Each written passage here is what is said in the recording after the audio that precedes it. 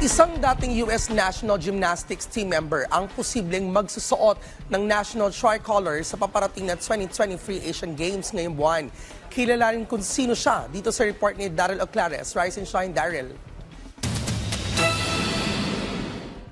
Muling madadagdagan ng isang Filipino-American gymnast ang Philippine Gymnastics Team sa katauhan ni Levidiong Rui Vivar. Ito ang inanunsyo mismo ng 17-year-old gymnast sa kanyang Instagram post nitong Huwebes at inilahad niya na nasasabik na siya na ibandera ang bansa sa mga international gymnastics event. Naging bahagi si Jong Rui Vivar ng US Juniors Gymnastics Team kung saan siya naging 4-time national team member.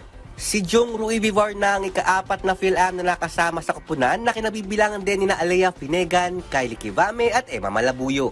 Bagamat wala pa sa official lineup ng Philippine Olympic Committee, inaasahan naman na iaapila pa ito ng Gymnastics Association of the Philippines para mapabilang si Jong Rui Vivar sa mga magiging pambato ng bansa para sa Asian Games. Daryl Oclares, Rise and Shine, Pilipinas.